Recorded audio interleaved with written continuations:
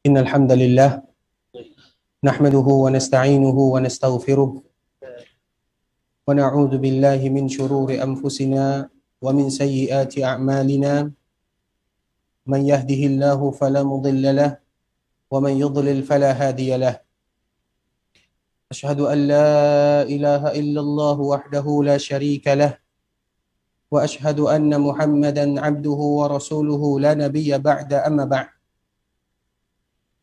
يا أيها الذين آمنوا اتقوا الله حق تقاته ولا تموتن إلا وأنتم مسلمون يا أيها الناس اتقوا ربكم الذي خلقكم من نفس واحدة وخلق منها زوجها وبث منهما رجالا كثيرا ونساء واتقوا الله الذي تساءلون به والأرحام إن الله كان عليكم رقيبا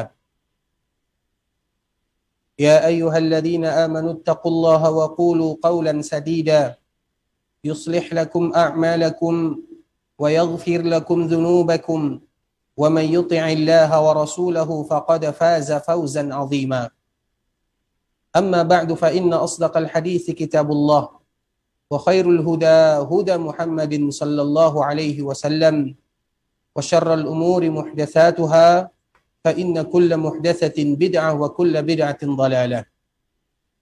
Ikhwatal Islam, saudara kaum muslimin, para jemaah rahimani wa rahimakumullah.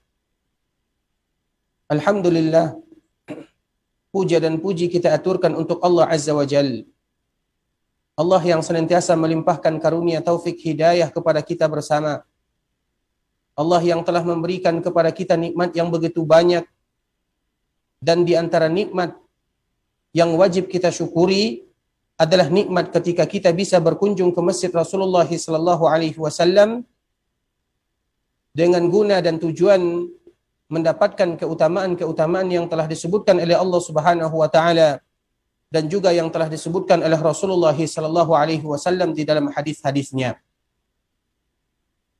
Kemudian salawat beriringkan salam semoga tetap tercurahkan buat baginda Rasulullah sallallahu alaihi wasallam, uswah dan qudwah kita bersama.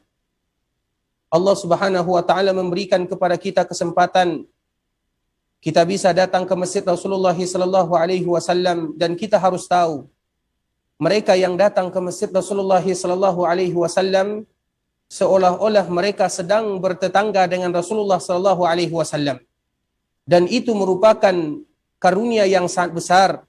Dan siapa di antara kita yang tidak menginginkan bertetangga dengan nabinya yang mulia sallallahu alaihi wasallam? Kita yang datang ke kota Madinah, kita yang diberikan kesempatan oleh Allah berkunjung ke Masjid Rasulullah sallallahu alaihi wasallam, seolah-olah kita bertetangga dengan Nabi sallallahu alaihi wasallam walaupun sebentar. Sehingga kita memanfaatkan momen yang indah tersebut untuk melakukan ibadah yang diridai oleh Allah Subhanahu wa taala, ibadah sesuai dengan sunnah Nabi sallallahu alaihi wasallam. Dan di antara salah satu ibadah tersebut adalah sering-sering kita mengucapkan dan memanjatkan salawat untuk Rasulullah sallallahu alaihi wasallam.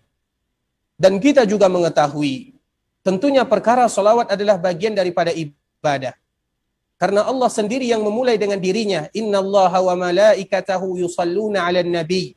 Sesungguhnya Allah dan para malaikatnya, Allah memulai dengan dirinya. Sesungguhnya Allah, kemudian yang kedua para malaikatnya, dan yang ketiga baru Allah perintahkan kepada kita agar kita senantiasa berselawat kepada baginda. Dan ini menunjukkan kepada kita bagaimana kedudukan Rasulullah sallallahu alaihi wasallam di sisi Allah Subhanahu wa taala.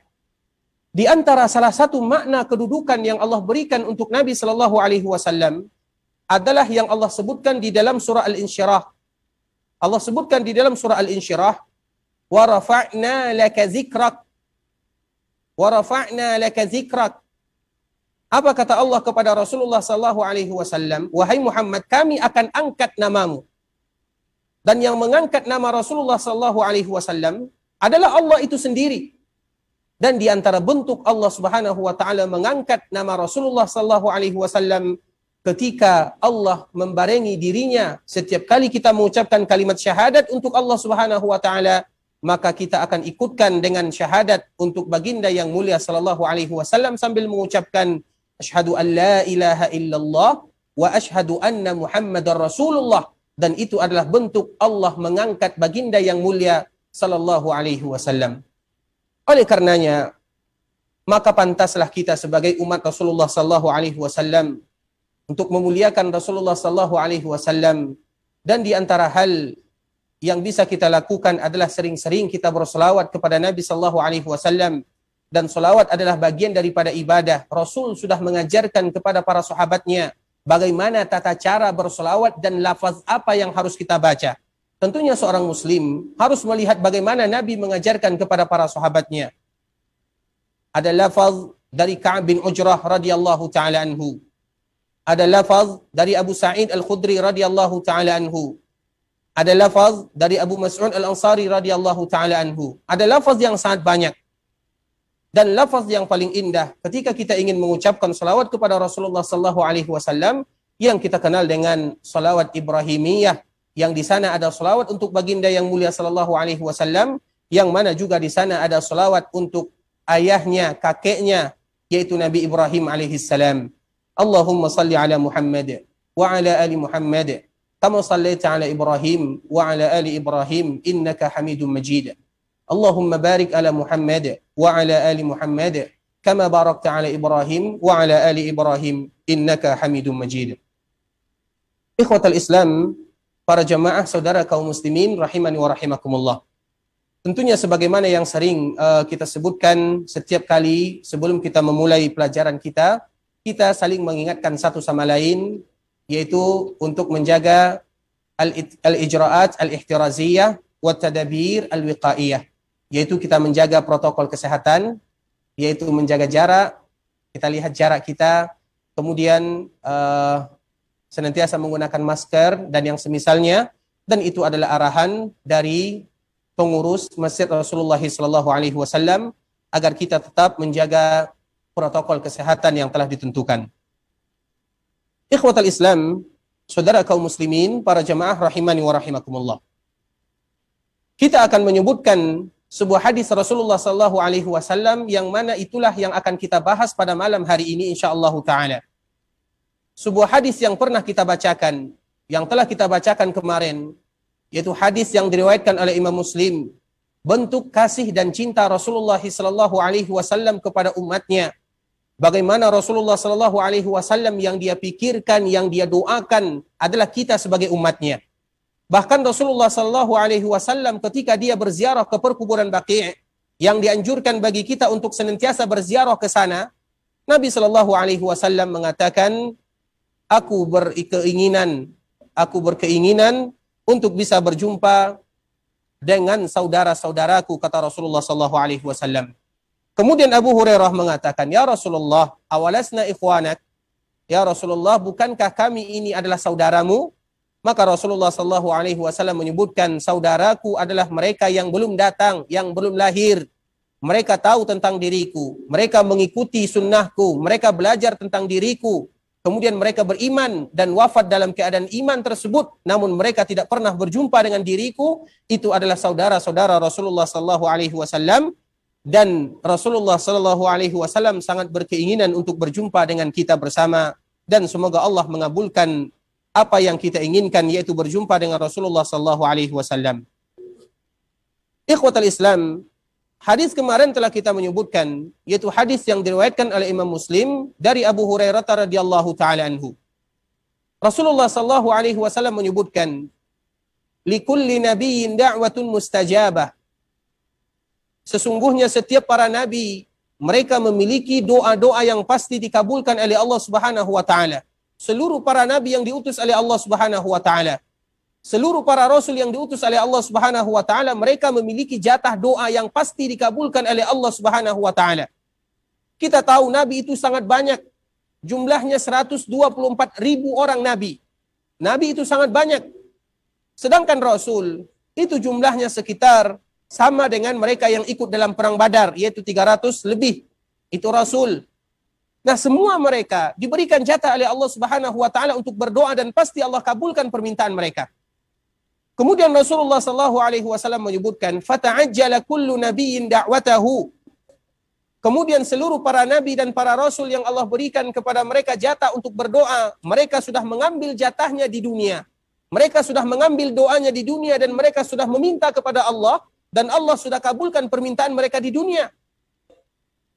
Wa inni ikhtaba'tu da'wati syafa'atan li ummati. Sedangkan aku sengaja menyembunyikan doa tersebut sebagai syafaat, bentuk syafaat untuk umatku yaumal qiyamah, pada hari kiamat kelak. Fahiya na'ilatun insyaallah. Maka syafaat tersebut akan didapatkan oleh semuanya. Fahiya na'ilatun insyaallah. Yaitu doa yang tadi Nabi sembunyikan sebagai syafaat di hari kiamat untuk umatnya akan didapatkan oleh semua umatnya semuanya. Man mata lam yusyrik billahi syai'a. Apa syaratnya? Yaitu bagi mereka yang wafat, bagi mereka yang meninggal, dan mereka tidak pernah melakukan yang namanya kesyirikan. Kita tahu kesyirikan itu banyak macamnya. Kadang kita melakukan kesyirikan, kita sadar. Kadang kita melakukannya tanpa kita sadar. Ada yang namanya kesyirikan kecil, ada kesyirikan besar. Sehingga kita senantiasa siang dan malam bermohon kepada Allah untuk tidak terjatuh ke lembah kesyirikan tersebut. Yang kecil ataupun yang besar.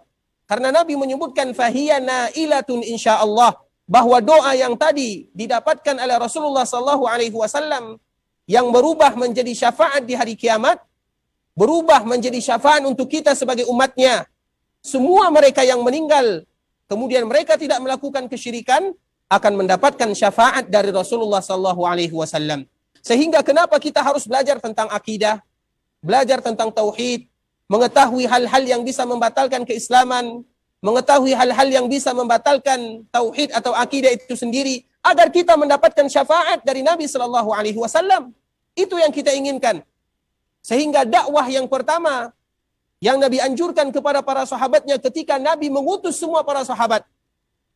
Nabi SAW mengatakan kepada para sahabatnya agar dakwah yang mereka ajak pertama adalah ila an yuwahhidullah. Bagaimana umat tersebut betul-betul beribadah kepada Allah Subhanahu wa taala. Kenapa? Untuk atau agar kita bisa mendapatkan syafaat yang telah dijanjikan oleh Rasulullah SAW. Dan pembahasan kita pada malam hari ini yaitu berkisar antara syafaat, babus syafaat. Hal-hal yang berkaitan dengan syafaat. Kita tahu syafaat itu adalah artinya sebagai perantara. Syafaat itu artinya adalah sebagai perantara. Kita mencari orang untuk menyampaikan kepada orang lain, itu disebut dengan syafaat. Yaitu syafaat. Dan syafaat ini dianjurkan oleh Allah Subhanahu wa taala kalau seandainya berhubungan atau urusannya dengan manusia. Makanya kita dianjurkan memberikan syafaat kepada saudara kita, memberikan syafaat kepada keluarga kita. Isfa'u tu'jaru. Kata Rasulullah SAW. Salinglah kalian memberikan syafaat, maka kalian akan mendapatkan pahala.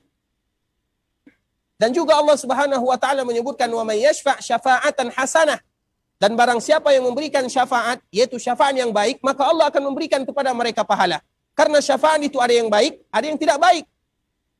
Dan Allah Subhanahu wa taala mengkhususkan yaitu antara kita bermuamalah satu dengan yang lainnya, bagaimana memberikan syafaat yang terbaik, bahkan itu adalah bentuk saling tolong-menolong antara kita dengan saudara kita. Sedangkan urusan syafaat dengan Allah Subhanahu wa taala tentunya berbeda. Urusan syafaat dengan Allah Subhanahu wa taala itu berbeda. Karena Allah tidak boleh kita samakan dengan makhluknya. Seluruh perkara yang Allah lakukan itu tidak boleh disamakan dengan makhluknya. Laisa kamitslihi syai' wa huwas samiul basir. Allah menyebutkan di dalam surah Asy-Syura, laisa kamitslihi syai'. Tidak ada satupun yang boleh disamakan dengan Allah Subhanahu wa taala. Laisa kamitslihi syai' wa huwas samiul basir. Dan Allah Maha mendengar dan Maha melihat. Maknanya apa? Ketika kita saling memberikan syafaat satu dengan yang lainnya, tidak boleh kita samakan dengan Allah Subhanahu wa taala. Dan bentuk kekeliruan yang terjadi mulai dari zaman jahiliyah adalah karena mereka menyamakan Allah dengan makhluknya. Karena mereka beranggapan kalau seandainya kita ingin bertemu dengan orang penting, maka kita harus ada perantara. Kalau bahasa kitanya ajudan. Sehingga mereka mencari siapa ajudannya. Siapa ajudan yang dilakukan oleh orang atau siapa ajudan yang diminta oleh orang-orang musyrikun di zaman jahiliyah, yaitu berhala-berhala yang telah mereka letakkan di samping Ka'bah. Sehingga kita kenal orang-orang jahiliyah atau orang-orang musyrikun di zaman jahiliyah, Sampai mereka meletakkan patung berhala di samping Ka'bah itu lebih daripada 360 patung banyaknya. Mereka itu bukan berarti menyembah berhala secara langsung, tidak. Namun mereka ingin meminta syafaat kepada Allah Subhanahu wa taala. Sehingga Allah Subhanahu wa taala abadikan kisah mereka di dalam surah Az-Zumar.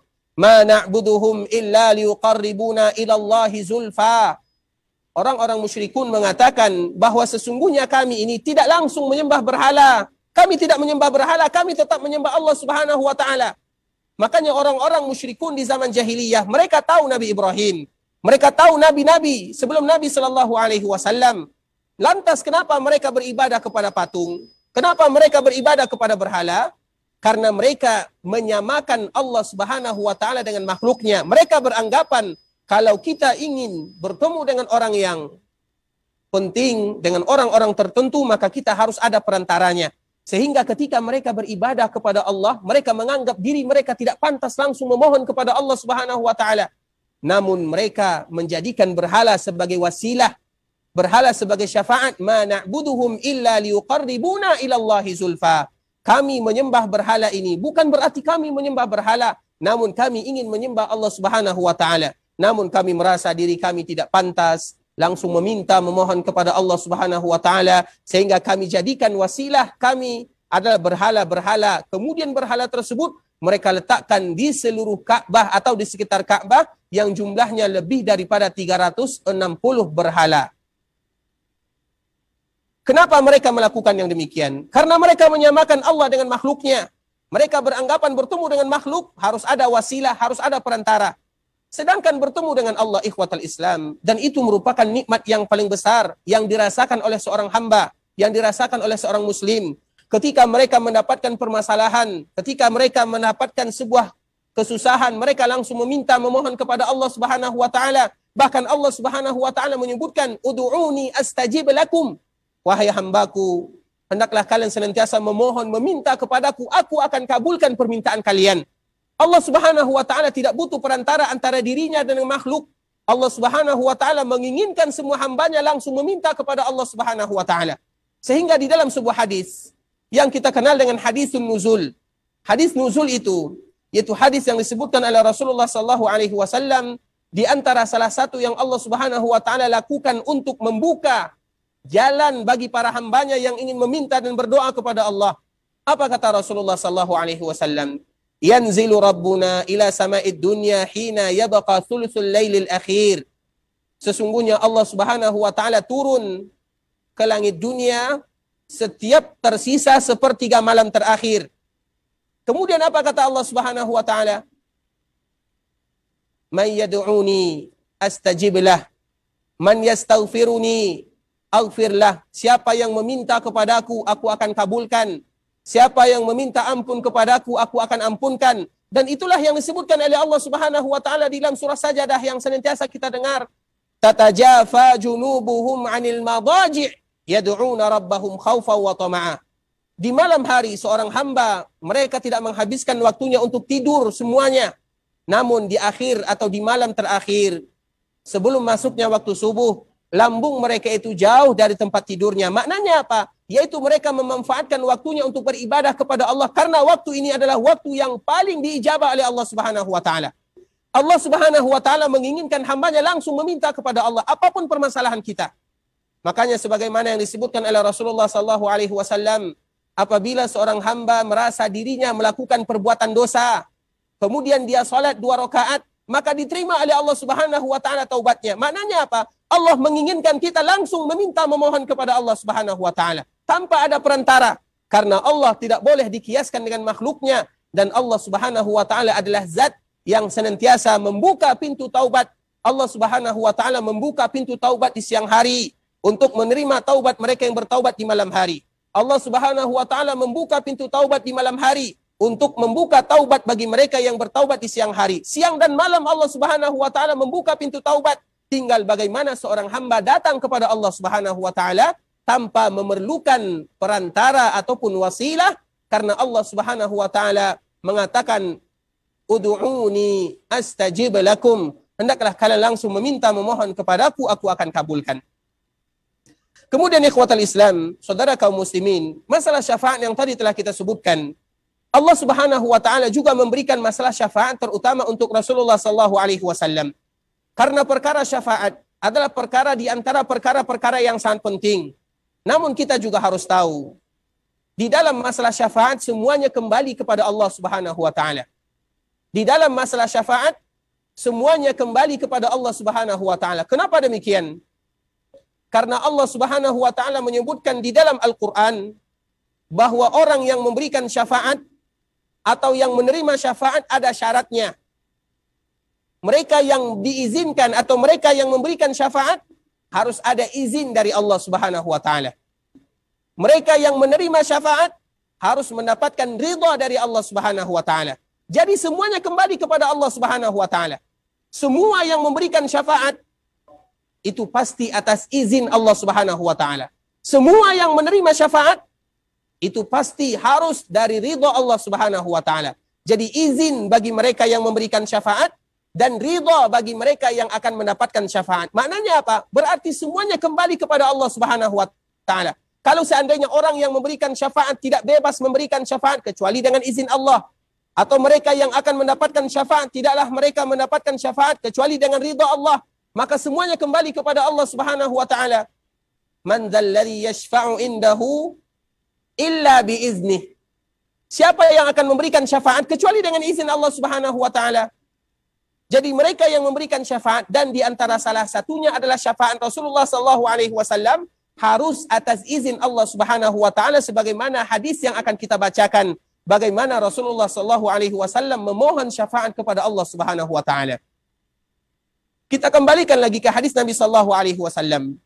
Rasulullah sallallahu alaihi wasallam menyebutkan, "Fahiya nailatun insyaallah man mata wa lam yusyrik billahi syai'a." Bahwa sesungguhnya syafaat yang Allah berikan, yang Allah izinkan kepada Rasulullah sallallahu alaihi wasallam, semua umat Nabi akan mendapatkan syafaat tersebut. Kenapa demikian? Karena bentuk kasih sayang Rasulullah sallallahu alaihi wasallam kepada kita. Sehingga pernah di dalam sebuah tawaran pembicaraan antara Allah dengan Rasulnya, Allah Subhanahu wa taala mengatakan kepada Rasulullah sallallahu alaihi wasallam, "Wahai Muhammad, bagaimana kiranya kalau aku memasukkan umatmu separohnya ke dalam surga?" Allah Subhanahu wa taala mengatakan kepada Rasul kita sallallahu alaihi wasallam, "Ya Muhammad, aku menginginkan agar umatmu separohnya dimasukkan ke dalam surga." Berarti maknanya apa? Separoh lagi masuk ke dalam neraka. Rasulullah sallallahu alaihi wasallam tidak mau yang demikian. Kenapa? Karena Rasulullah sallallahu alaihi wasallam menginginkan bagaimana supaya umatnya tidak ada yang masuk ke dalam api neraka. Rasulullah sallallahu alaihi wasallam menyebutkan, "Kullu ummati yadkhuluna al-jannah illa man aba." Qalu wa man ya'ba ya Rasulullah? Qala man ata'ani dakhala al-jannah wa man asani faqad aba. Apa kata Rasulullah sallallahu alaihi wasallam? Semua umatku pasti masuk surga. Harapan mereka untuk masuk surga sangat banyak. Kullu ummati yadkhuluna al-jannah. Semua umatku akan masuk surga. Illa man aba. Kecuali mereka yang enggan, kata Nabi sallallahu alaihi wasallam. Maka para sahabat pun bertanya kepada Rasulullah sallallahu alaihi wasallam, apakah ada di antara umat Nabi yang enggan? Siapa di antara kita yang tidak ingin masuk surga? Apakah ada di antara umat Nabi yang tidak mau masuk surga? Apa kata Nabi?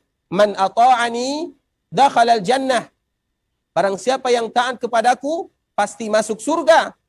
Wa man asani faqad aba. Tapi barang siapa yang ingkar, tidak mau belajar tentang sunnah Nabi, tidak mau mempelajari tentang agama yang dibawa oleh Nabi, tidak mau beribadah sebagaimana yang Nabi contohkan, faqad aba, maka mereka itu adalah orang-orang yang enggan masuk surga, kata Rasulullah sallallahu alaihi wasallam. Maknanya Rasulullah sallallahu alaihi wasallam ketika ditawarkan oleh Allah agar umatnya separuh masuk surga, Nabi tidak mau. Karena Nabi menginginkan semua umatnya masuk ke dalam surga. Sehingga ketika Nabi menginginkan agar semuanya umat masuk surga, atau semua umatnya bisa masuk surga, maka Allah membuka jatah yang namanya jatah syafaat.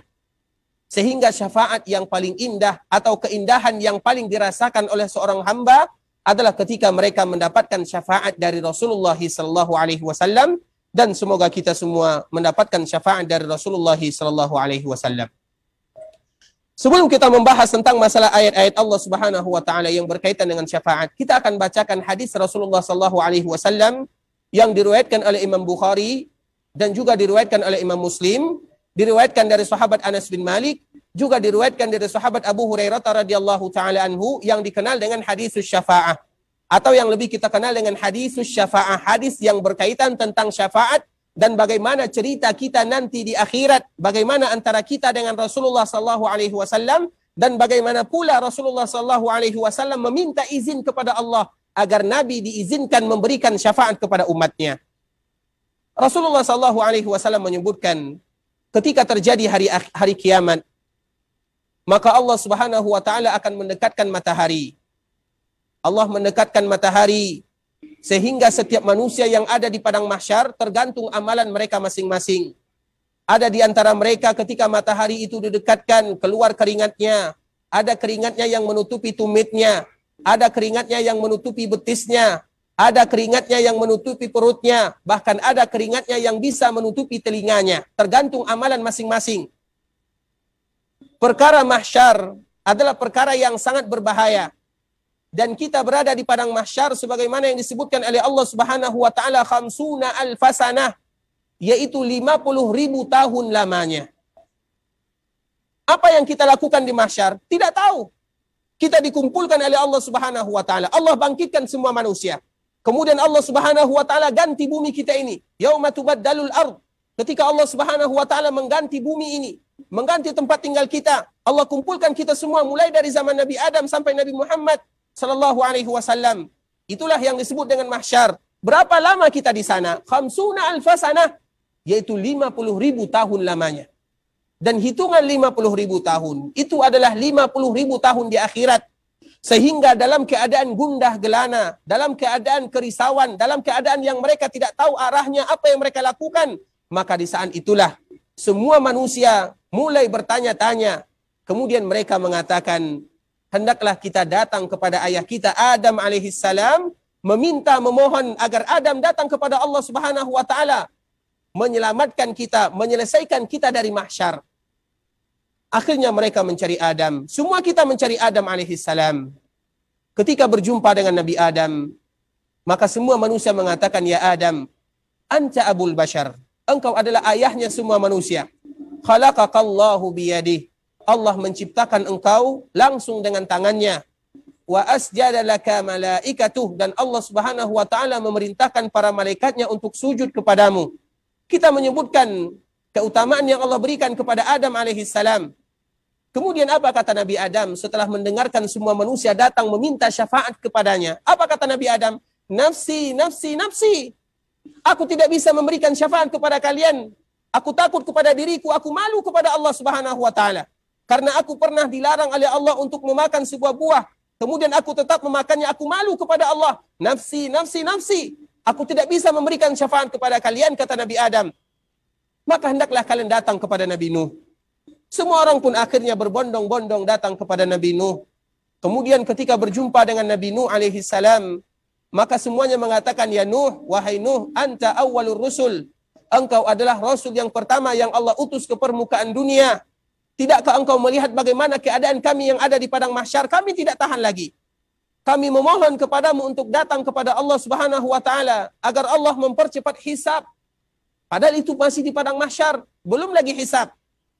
Kemudian ketika semua manusia mengatakan yang demikian kepada Nabi Nuh alaihi salam, jawaban Nabi Nuh sama. Aku malu kepada Allah Subhanahu wa taala karena aku meminta sesuatu yang tidak diizinkan bagiku untuk memintanya. Nafsi, nafsi, nafsi, kata Nabi Nuh. Diriku, diriku, diriku. Aku tidak bisa memberikan pertolongan kepada kalian. Hendaklah kalian datang kepada Nabi Ibrahim. Maka akhirnya semua manusia datang kepada Nabi Ibrahim. Kemudian setelah berjumpa dengan Nabi Ibrahim, maka semua kita mengatakan, ya Ibrahim, engkau adalah Khalilullah. Engkau adalah kekasih Allah Subhanahu wa taala. Ala tara ila ma nahnu fih. Tidakkah engkau memperhatikan bagaimana keadaan kami sekarang? Tidakkah engkau kasihan melihat keadaan kami? Tidakkah engkau ingin datang kepada Allah, memberikan atau meminta syafaat kepada Allah Subhanahu wa taala? Apa kata Nabi Ibrahim? Nafsi, nafsi, nafsi. Sama jawabannya. Diriku, diriku, diriku. Aku malu kepada Allah karena aku dulu pernah melakukan kebohongan 3 kali banyaknya, kata Nabi Ibrahim alaihissalam. Hendaklah kalian datang kepada Nabi Musa. Kita pun datang kepada Nabi Musa sambil mengucapkan, wahai Musa, engkau adalah kalimullah, engkau adalah Nabi yang Allah langsung berbicara dengan dirimu. Tidakkah engkau memperhatikan bagaimana keadaan kami di padang mahsyar? Maka Nabi Musa juga mengatakan, aku malu kepada Allah karena aku pernah melakukan pembunuhan, aku pernah meninju salah seorang yang dengan aku tinju tersebut dia langsung mati. Aku malu kepada Allah. Nafsi, nafsi, nafsi. Jiwaku, diriku, aku tidak bisa memberikan pertolongan kepada kalian.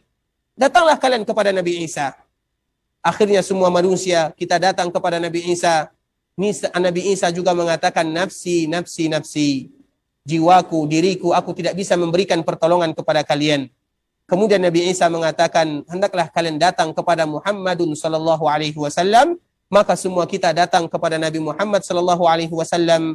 Ketika datang kepada Nabi Muhammad, maka Nabi Muhammad sallallahu alaihi wasallam menyebutkan, ana laha, ana laha, ana laha. Ini adalah tugasku, ini adalah tugasku, ini adalah tugasku.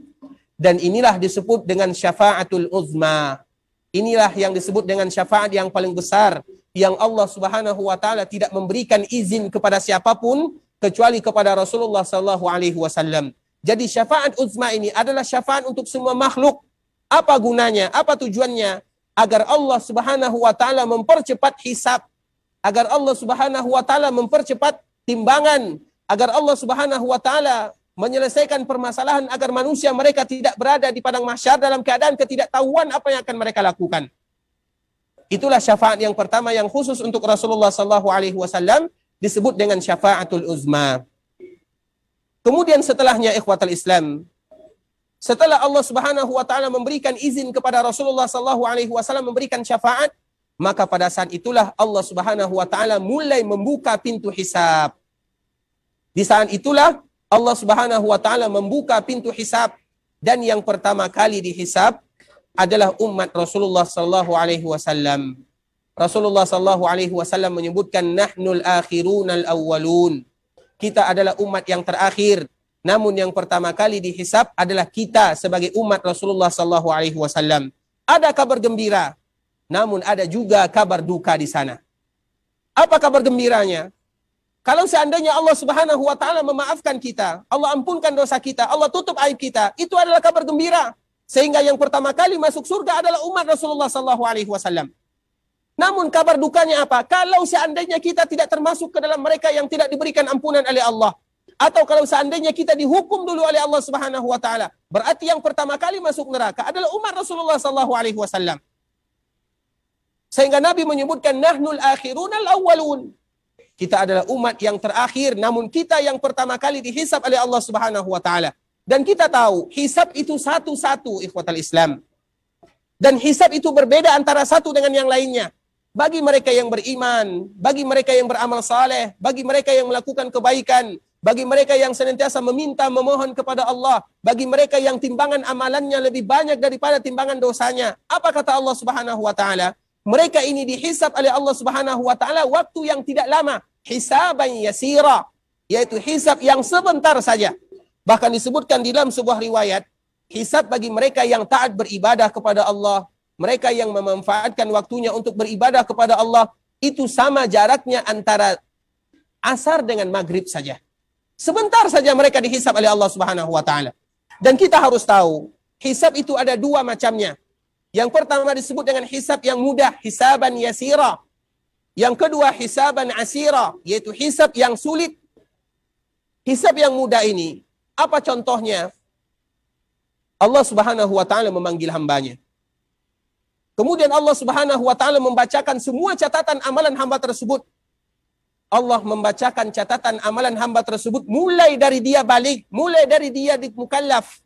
Allah bacakan semuanya, wahai fulan, pada hari ini, pada waktu ini kamu melakukan ini. Wahai fulan, di hari ini kamu melakukan ini, di hari itu kamu melakukan itu. Semuanya dibaca oleh Allah Subhanahu wa taala.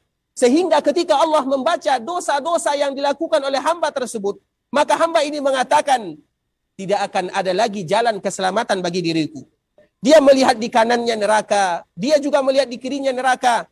Dia menyangka bahwa dirinya akan hancur dan masuk ke dalam api neraka. Kemudian apa kata Allah Subhanahu wa taala setelah membacakan semua catatan amalan dosa tersebut, atau semua catatan amalan yang pernah dia lakukan selama hidupnya di dunia? Allah Subhanahu wa taala mengatakan, wahai hambaku, ketahuilah bahwa sesungguhnya dosa-dosa yang pernah kamu lakukan, aku tutup, kata Allah Subhanahu wa taala. Aku tutup semua dosamu. Aku ampunkan dosamu. Dan itulah disebut dengan arad. Arad itu artinya adalah hisab yang mudah. Yaitu Allah Subhanahu wa taala memaafkan hambanya. Dan semua kita sadar, semua kita melakukan dosa dan maksiat. Hari-hari kita melakukan dosa. Siang dan malam kita melakukan dosa dan maksiat. Kita tahu dan kita sadar siapa diri kita.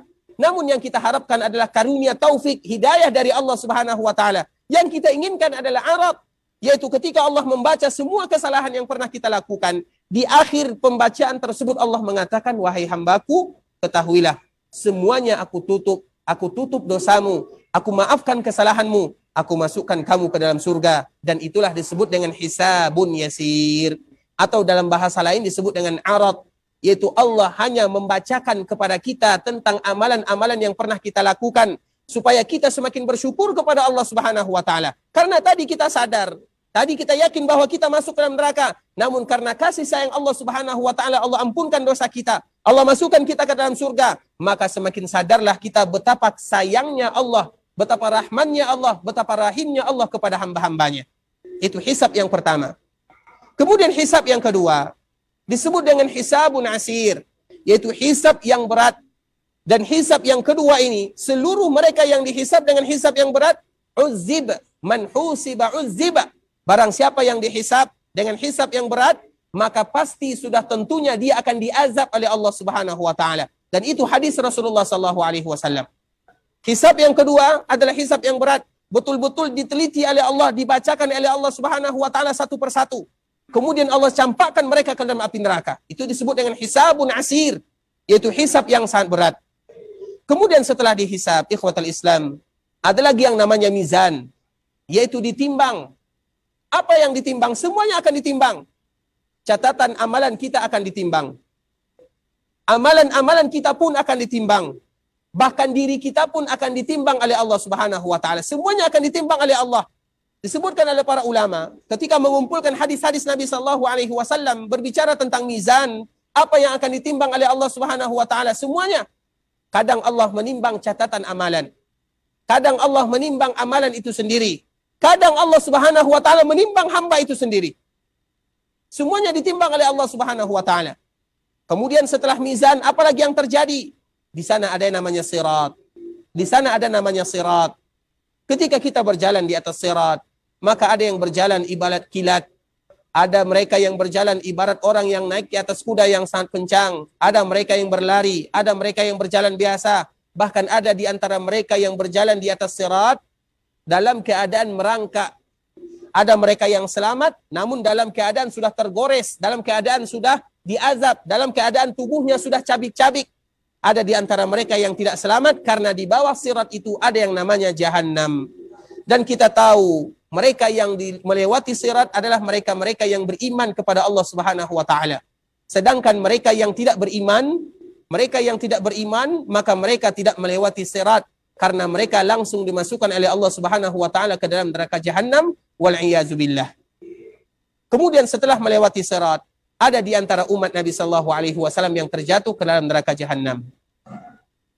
Kemudian di sanalah sebelum Rasulullah sallallahu alaihi wasallam memohon kepada Allah Subhanahu wa taala, maka Rasulullah sallallahu alaihi wasallam menyelesaikan mereka-mereka yang sudah berhasil melewati sirat, dan itu adalah syafaat yang kedua yang khusus untuk baginda yang mulia sallallahu alaihi wasallam. Apa syafaat yang kedua? Setelah syafaat uzma yang pertama yang tadi telah kita sebutkan, syafaat yang kedua yang hanya khusus untuk Rasulullah sallallahu alaihi wasallam, yaitu syafaat bahwa tidak satu pun mereka yang bisa masuk ke dalam surga kecuali Rasulullah sallallahu alaihi wasallam yang pertama kali membukanya meminta kepada Allah Subhanahu wa taala. Jadi Rasulullah sallallahu alaihi wasallam adalah yang pertama kali mengetuk pintu surga. Ketika diketuk oleh Rasulullah sallallahu alaihi wasallam, maka ada yang bertanya, siapa yang mengetuk pintu tersebut? Maka Nabi menjawab, Muhammad. Maka ketika Nabi mengatakan Muhammad sallallahu alaihi wasallam, maka di saat itulah pintu surga dibukakan oleh Allah Subhanahu wa taala. Kemudian Nabi mengantarkan semua umat yang tadi berhasil melewati sirat mengantarkan mereka ke dalam surga dan bahkan mengantarkan mereka ke posisi mereka masing-masing sesuai dengan amalan-amalan yang telah mereka lakukan. Kemudian setelah Rasulullah SAW memberikan atau memohon syafaat kepada Allah untuk dibukakan pintu surga, maka ada lagi syafaat yang selanjutnya, yaitu syafaat bagaimana Rasulullah SAW memohon kepada Allah bagi umatnya yang masih ada di dalam api neraka, yang dalam surga sudah diantarkan oleh Rasulullah SAW. Karena Rasulullah SAW sudah meminta kepada Allah dibukakan surga, kemudian tinggal bagi mereka yang masih tersisa di dalam api neraka. Maka di sanalah Rasulullah SAW datang kepada Allah Subhanahu wa taala. Rasulullah SAW sujud. Rasulullah SAW datang sujud kepada Allah Subhanahu wa taala. Kemudian ketika Rasulullah SAW sujud, apa kata Allah Subhanahu wa taala? Ya Muhammad, irfa' ra'sak wasal tu'ta wasfa' tusyaffa'. Wahai Muhammad, angkat kepalamu, minta, aku akan kabulkan. Berikan syafaat, aku akan memberikan syafaat. Apa kata Rasulullah SAW? Ya Allah, umatku masih banyak di antara mereka yang ada di dalam api neraka. Aku memohon, meminta kepadamu agar engkau izinkan aku memberikan syafaat dan agar engkau ridhai mereka supaya mereka bisa keluar dari api neraka tersebut.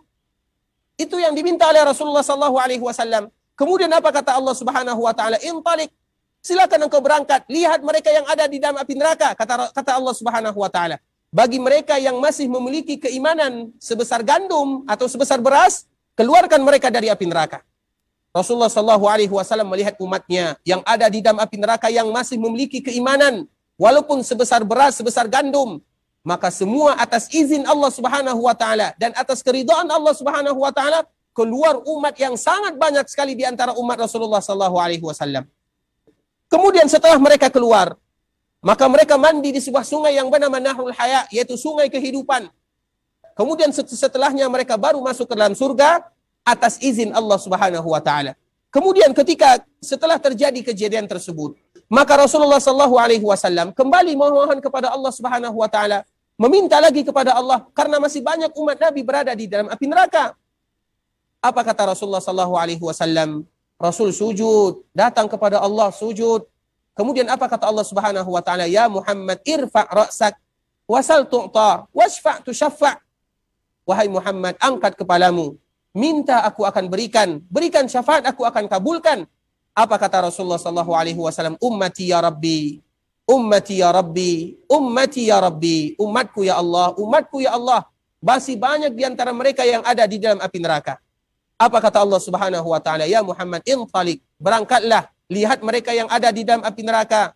Bagi mereka yang masih memiliki keimanan walaupun setengah syair, setengah gandum, keluarkan mereka dari api neraka. Keluar umat Rasulullah SAW. Kemudian ternyata masih banyak mereka yang ada di dalam api neraka. Rasul datang kembali memohon, meminta kepada Allah. Kemudian apa kata Allah? Ya Muhammad, irfa' ra'sak wasal tu'ta wasfa' tusyaffa'. Wahai Muhammad, mintalah, aku akan kabulkan. Berikan syafaat, aku akan memberikan syafaat. Apa kata Rasulullah? Ya Rabbi ummati, ummati ya Rabbi, ummati ya Rabbi, ummati ya Rabbi, umatku, umatku, umatku ya Allah. Kemudian apa kata Rasulullah SAW? Atau apa kata Allah Subhanahu wa taala? Keluarkan mereka dari api neraka yang masih memiliki keimanan sebesar zarrah. Zarrah itu adalah ibarat semut yang berwarna hitam. Bagi mereka yang masih memiliki keimanan walaupun sebesar zarrah, keluarkan mereka dari api neraka. Kemudian Nabi pun melihat umatnya yang masih ada di dalam api neraka, dan atas izin Allah Subhanahu wa taala dan keridhaan Allah Subhanahu wa taala keluar umat Nabi Muhammad sallallahu alaihi wasallam. Kemudian datang lagi yang terakhir, dan ini adalah syafaat Nabi yang terakhir. Dan ini adalah kali terakhir Rasulullah sallallahu alaihi wasallam datang kepada Allah, ya Allah, umatku masih banyak di antara mereka yang ada di dalam api neraka. Apa kata Allah Subhanahu wa taala? Wa izzati wa jalali wa kibriyai wa 'azamati la ukhrijanna minha man qala la ilaha illallah. Demi keagunganku, demi kekuasaanku, aku akan mengeluarkan dari api neraka mereka yang mengucapkan kalimat la ilaha illallah. Dan setelah itu tidak ada lagi yang namanya syafaat dari Rasulullah sallallahu alaihi wasallam. Kemudian ikhwatal Islam, Ini adalah syafaat yang kedua. Atau syafaat yang ketiga, yaitu syafaat ketika Rasulullah SAW memohon kepada Allah Subhanahu wa taala mengeluarkan umatnya yang masih ada di dalam api neraka. Mereka yang sudah masuk ke dalam api neraka dimohonkan oleh Rasulullah SAW agar mereka dikeluarkan. Dan yang terakhir, sebagaimana tadi yang telah kita sebutkan, wa izzati wa jalali wa kibriyai wa azamati la ukhrijanna minha man qala la ilaha illallah. Barang siapa yang mengucapkan la ilaha illallah, aku akan keluarkan mereka dari api neraka. Dan ini merupakan syafaat yang terakhir, dan itu adalah syafaat Allah Subhanahu wa taala. Karena yang memberikan syafaat itu sangat banyak. Para nabi memberikan syafaat, para malaikat memberikan syafaat, teman-teman yang baik memberikan syafaat, orang tua memberikan syafaat, anak-anak memberikan syafaat, orang-orang saleh memberikan syafaat, orang-orang yang syahid memberikan syafaat, para ulama memberikan syafaat, dan yang terakhir, yang tersisa adalah syafaat dari Allah Subhanahu wa taala, dan itu adalah bentuk rahman rahim Allah Subhanahu wa taala. Syafaat Allah Subhanahu wa taala mengatakan, la ukhrijanna minha man qala la ilaha illallah. Aku akan keluarkan mereka yang mengucapkan la ilaha illallah dari api neraka tersebut. Kemudian syafaat apa lagi? Syafaat yang khusus untuk Rasulullah sallallahu alaihi wasallam adalah syafaat untuk pamannya Abu Talib. Kita mengetahui Rasulullah sallallahu alaihi wasallam memiliki paman. Paman Rasulullah sallallahu alaihi wasallam disebutkan jumlahnya ada 10 orang atau 12 orang atau 13 orang. Namun mereka yang masih hidup ketika Nabi sudah menjadi Nabi dan menjadi Rasul tersisa 4 orang. Dan dari 4 orang ini yang beriman kepada Nabi atau yang mengikuti Nabi 2, sebagaimana 2 yang lagi tidak mengikuti Rasulullah sallallahu alaihi wasallam. Karena paman Nabi yang masih hidup di zaman Nabi sudah menjadi Nabi dan menjadi Rasul, Hamzah, Al-Abbas, Abu Lahab, dan Abu Talib. Yang 2 ikut Rasulullah sallallahu alaihi wasallam yaitu Hamzah dengan Abbas. Yang 2-nya tidak ikut Nabi sallallahu alaihi wasallam yaitu Abu Lahab dengan Abu Talib. Namun Abu Talib senantiasa mendoakan atau membantu Rasulullah sallallahu alaihi wasallam dalam dunia dakwah, sehingga Allah Subhanahu wa taala mengkhususkan syafaat untuk Rasulullah sallallahu alaihi wasallam kepada pamannya bitakhfifil azab, yaitu untuk meringankan azabnya. Dan itu adalah syafaat yang khusus untuk Rasulullah sallallahu alaihi wasallam. Dari sini dapat kita ambil pelajaran ikhwatal Islam bahwa syafaat itu ada macamnya. Yang pertama ada syafaat yang khusus untuk Rasulullah sallallahu alaihi wasallam. Yang kedua ada syafaat yang khusus untuk Nabi dan juga untuk nabi-nabi yang lainnya dan juga untuk yang lainnya. Yang pertama syafaat yang khusus untuk Rasulullah sallallahu alaihi wasallam adalah syafaatul uzma, yaitu syafaat yang tadi telah kita bacakan. Yang kedua, syafaat agar dibukakan pintu surga. Itu khusus untuk Nabi sallallahu alaihi wasallam. Dan yang ketiga adalah syafaat Nabi sallallahu alaihi wasallam untuk pamannya Abu Talib. Kemudian sisanya adalah untuk Nabi dan juga untuk selain Nabi. Apa? Yang pertama, mereka yang pantas masuk ke dalam api neraka, kemudian diberikan syafaat oleh para nabi agar mereka tidak jadi masuk ke dalam api neraka. Yang kelima, mereka yang sudah masuk ke dalam api neraka, kemudian dikeluarkan dari api neraka tersebut. Kemudian yang keenam adalah mereka yang sudah berada di dalam surga, namun mereka diberikan syafaat oleh para nabi dan para rasul agar derajat mereka semakin ditinggikan oleh Allah Subhanahu wa taala. 6 inilah yang disebut dengan bagian-bagian daripada syafaat. Dan kita harus tahu, di seluruh syafaat yang telah kita sebutkan tidak keluar dari 2 kaedah. Yang pertama, izin Allah bagi mereka yang akan memberikan syafaat.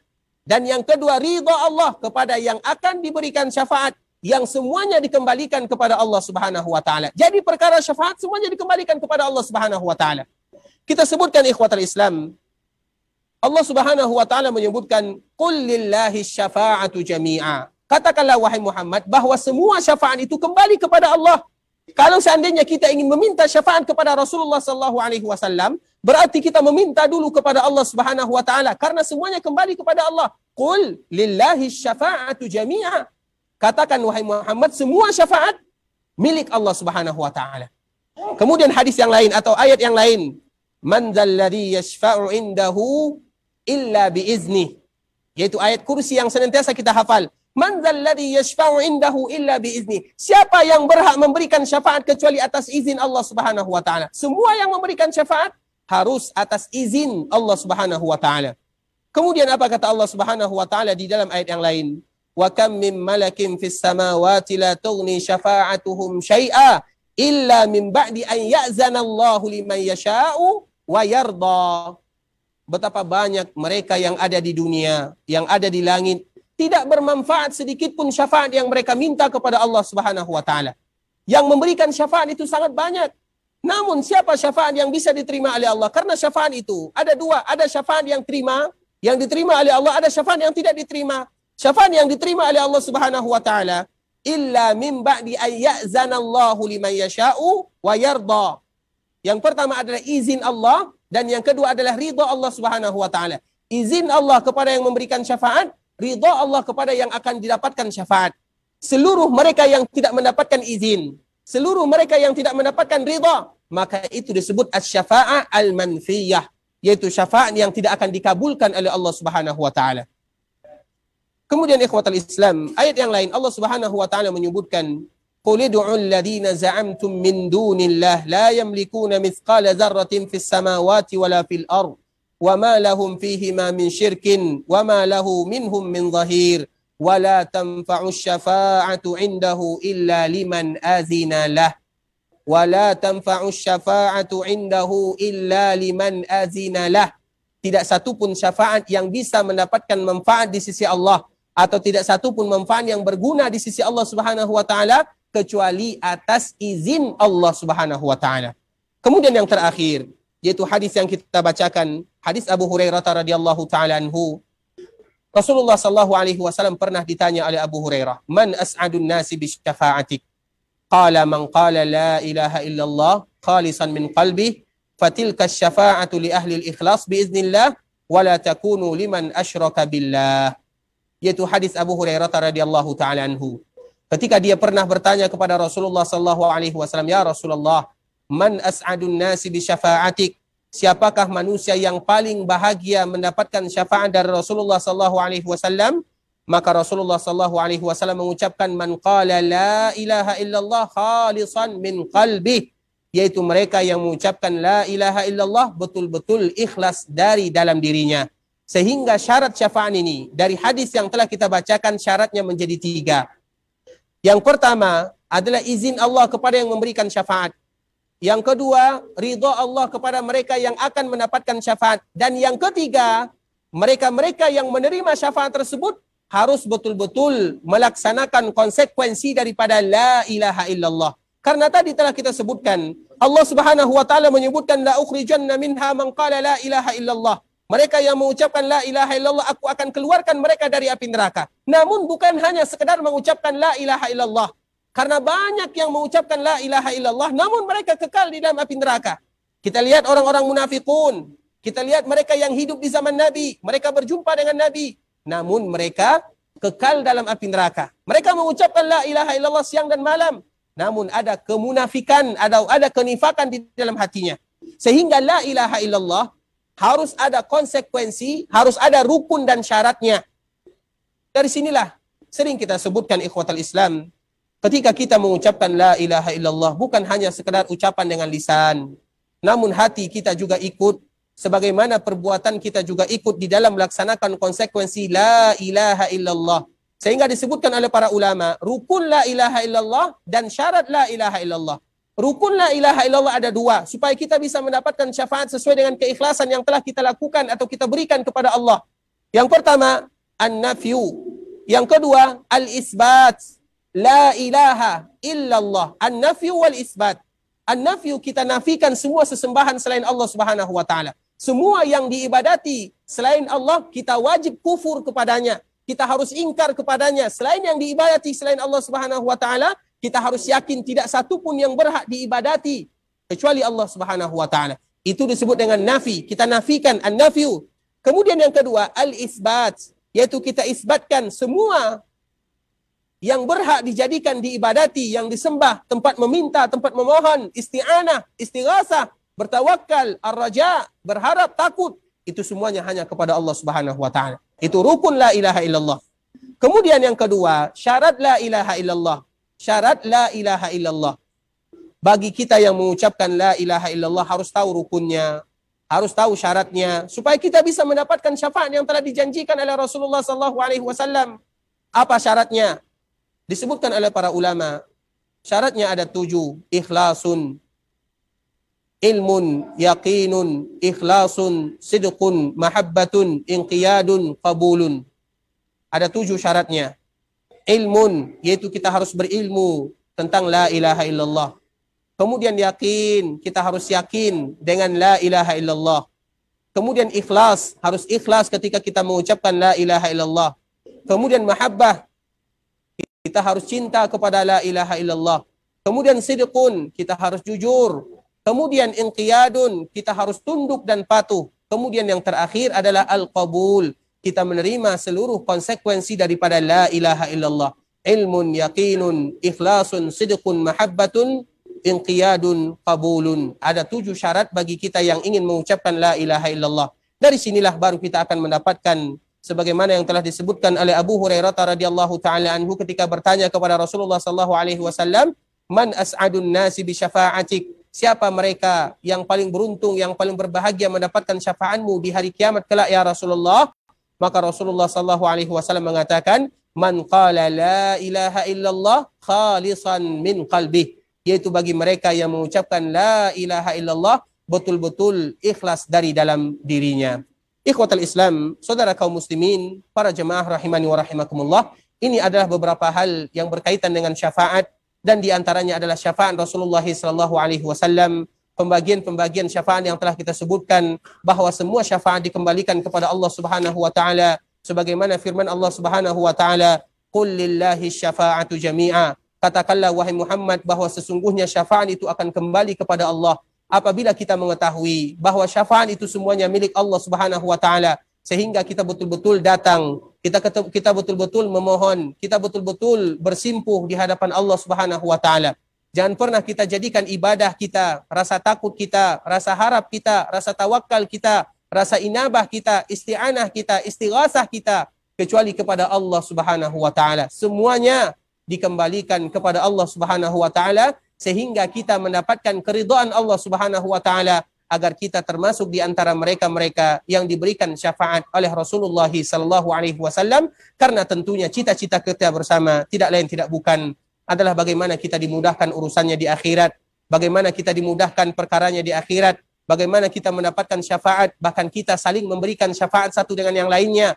Kemudian bagaimana kita masuk surga tanpa dihisab dan tanpa diazab, dan itu adalah cita-cita kita bersama, dan semoga kita dikumpulkan oleh Allah Subhanahu wa taala ke dalam surganya. Ikhwatal Islam, saudara kaum muslimin, para jemaah rahimani wa rahimakumullah. Mungkin pembahasan kita cukupkan dulu sampai di sini, dan kita senantiasa memberikan motivasi kepada kita bersama, terutama bagi kita yang zuwar, bagi kita yang datang melaksanakan ibadah umrah, untuk memanfaatkan waktunya semaksimal mungkin beribadah kepada Allah Subhanahu wa taala. Kita lebih memperbanyak kegiatan kita di Masjid Rasulullah sallallahu alaihi wasallam dibandingkan dengan di luar. Karena kita tahu ini merupakan nikmat Allah Subhanahu wa taala yang kita tidak tahu kapan lagi kita akan dipanggil oleh Allah Subhanahu wa taala. Kita tidak tahu kapan lagi kita bisa datang ke Masjid Rasulullah sallallahu alaihi wasallam. Sehingga semaksimal mungkin kita manfaatkan, kita habiskan waktu kita di Masjid Rasulullah sallallahu alaihi wasallam. Daripada kita menghabiskan waktu kita di luar, kita menghabiskan waktu kita di Masjid Rasulullah sallallahu alaihi wasallam, baik dengan melaksanakan salat, baik dengan melaksanakan zikir, baik dengan membaca Al-Qur'an, baik dengan hal-hal yang lainnya. Intinya bagaimana kita memanfaatkan momen kita selama berada di Masjid Rasulullah sallallahu alaihi wasallam betul-betul maksimal, sehingga ketika kita pulang berjumpa dengan keluarga, betul-betul Allah Subhanahu wa taala hapuskan semua dosa-dosa kita, dan Allah Subhanahu wa taala angkat derajat kita semuanya. Ikhwatal Islam, saudara kaum muslimin, kaum muslimat, ikhwani rahimani wa rahimakumullah. Tentunya sebagaimana yang sering kita sebutkan, setiap kali kita ikut pengajian, setiap kali kita duduk di Masjid Rasulullah sallallahu alaihi wasallam, kita senantiasa menyarankan untuk menjaga al-ijra'at al-ihtiraziyah wa tadabir al-wiqaiyah, yaitu jaga protokol kesehatan, kita menggunakan masker, kita menjaga jarak, dan untuk sementara kita tidak salaman terlebih dahulu. Intinya bagaimana kita berusaha satu dengan yang lainnya, yaitu menjaga protokol kesehatan yang telah ditentukan oleh pengurus Masjid Rasulullah sallallahu alaihi wasallam. Kita bermohon kepada Allah Subhanahu wa taala agar Allah Subhanahu wa taala mudahkan urusan kita, ampunkan dosa-dosa kita bersama. Allahumma ighfir lana dzunubana Allahumma ighfir lana dhunubana, Allahumma ighfir lana dhunubana wa liwalidina warhamhuma kama rabbawna shighara. Allahumma inna nas'aluka bi asma'ikal husna wa sifatikal ula an taghfir lana dhunubana wa li masyaikhina wa lil muslimina ajma'in. Allahumma inna nas'aluka minal khairi kullih ajilihi wa ajilihi ma 'alimna minhu wa ma lam na'lam wa na'udzu bika minasy syarri kullih ajilihi wa ajilihi ma 'alimna minhu wa ma lam na'lam. Allahumma inna nas'aluka ma sa'ala bihi 'abduka wa nabiyyuka Muhammadin sallallahu alaihi wasallam wa na'udzu bika min syarri ma 'adza bihi 'abduka wa nabiyyuka Muhammadin sallallahu alaihi wasallam.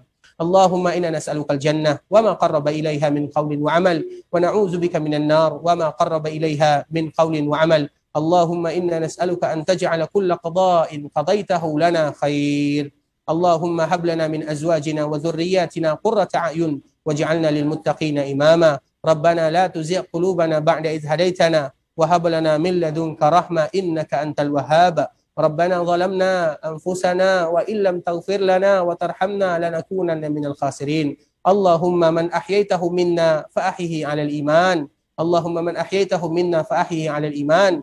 Allahumma man ahyaytahu minna fa ahyihi 'alal iman wa man tawaffaytahu minna fatawaffihi 'alal islam wa man tawaffaytahu minna fatawaffihi 'alal islam. Ya muqallibal qulub tsabbit qulubana 'ala ta'atik. Ya muqallibal qulub tsabbit qulubana 'ala dinik. Ya muqallibal qulub tsabbit qulubana 'ala ta'atika wa ta'ati nabiyyik. Rabbana atina fid dunya hasanah wa fil akhirati hasanah wa qina adzabannar. Ikhwatal Islam, yang benar dari Allah Subhanahu wa taala, yang salah dari diri kami pribadi karena kurangnya ilmu kami, karena kebodohan dan kejahilan kami. Kami mohon maaf kalau seandainya ada kata-kata yang salah, kata-kata yang silaf. Kita tutup dengan membaca doa kafaratul majlis. Subhanakallahumma wa bihamdika asyhadu an la ilaha illa anta astaghfiruka wa atubu ilaik. Wa sallallahu wa sallim ala nabiyyina Muhammadin wa ala alihi wa sahbihi wa sallam tasliman katsira. Assalamualaikum warahmatullahi